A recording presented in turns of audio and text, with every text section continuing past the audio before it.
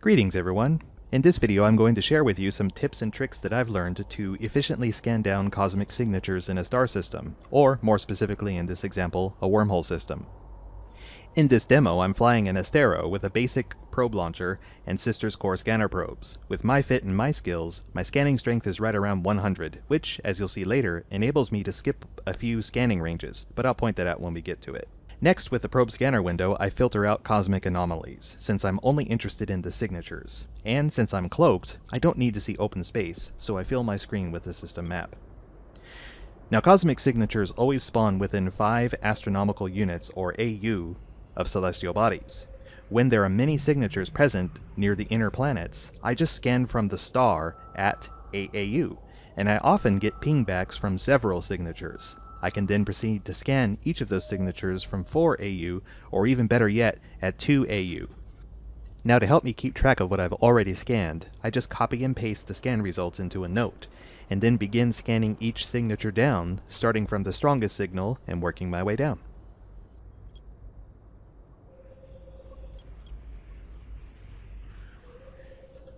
You might have noticed how my system map quickly rotated along a 90-degree axis on the cosmic signatures plane.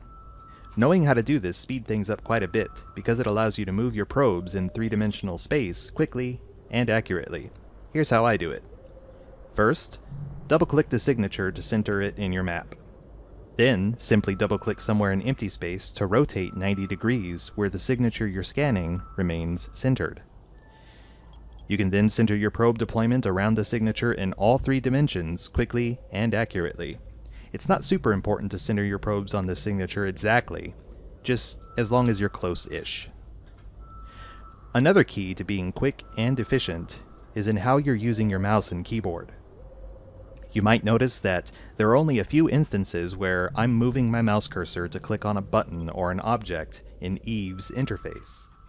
Knowing keyboard and mouse shortcuts accomplishes just that, shortcuts. So here are a few shortcuts that I use for scanning. Number 1, obviously, zoom in and out using your mouse wheel. Number 2, as I mentioned before, double-click a signature to center around that signature. Number 3, also as I mentioned, double-click somewhere in empty space to rotate your view by 90 degrees. Number 4, hold down Alt and use the mouse wheel to change your probe's scan radius. This saves you from having to use the directional bar in the probe scanner window. Number 5. No need to click the Analyze button either. By default, the V as in Victor key is mapped to this function. Number 6. Since I'm in wormhole space, I keep an eye on my directional scanner all the time. Every time I tap the V key to have my probes analyze space, I also tap the B as in Bravo key to engage my directional scanner. Here, knowing that cosmic signatures always spawn within 5 AU of a celestial helps save some time. Instead of centering my probes at the center of the unscanned signature, I center my probes around the celestial and scan from there. At 8 AU, I'm guaranteed a pingback, and it will probably be stronger than if I centered around the unscanned signature.